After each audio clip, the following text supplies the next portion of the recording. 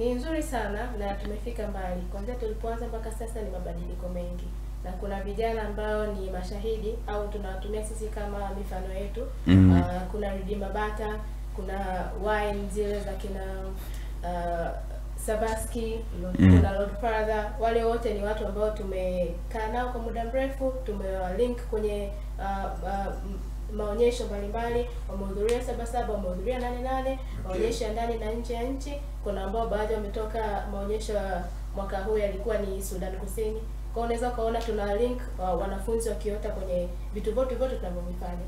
Tunapofikiria kufanya event yoyote ndani au nje, huwa tunachukua vijana kutoka Kiota. Kwa hiyo ni among our partners ambao tunafanya nao kazi sana. Okay.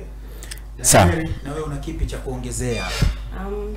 Mimi kikubwa ambacho nataka niongezee ni swala zima la linkage au collaboration tulionayo kati ya TWCC na Kiota.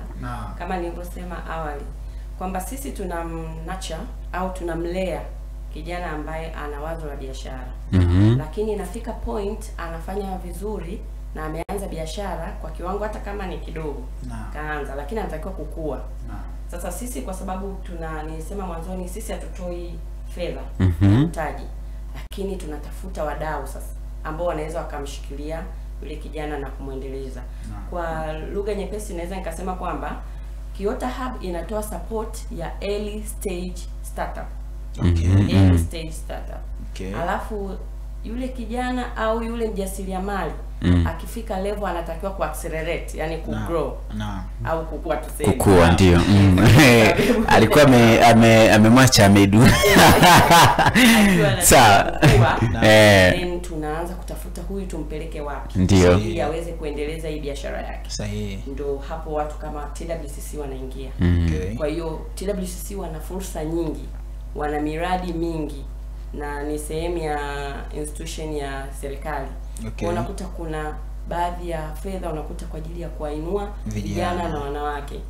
Then tunawachukua vijana wetu ambao tunaona wamefikia hatua ya kukua biashara na wameshaanza kuzalisha kitu, kama ni hata kama akiwa sio ile tangible product, sio kitu kinachoshikika, lakini mwingine unakuta amedevelop maybe application online kama hivyo alivyosema labda iSoko. Ni watu wa kawaida tu. Vijana wetu hawa ndio wanatengeneza application kama hizo. Kwa hiyo tunawaunganisha, then kule ndio wanaweza sasa kwenda kukuza masoko, kwa maana watapata exhibitions, watapata nafasi za kwenda kufanya exhibitions Sabasaba, 88, labda na nje ya nchi. Lakini pia kwa mfano kwa vijana hao wakiwa TWCC wana trainings tofauti.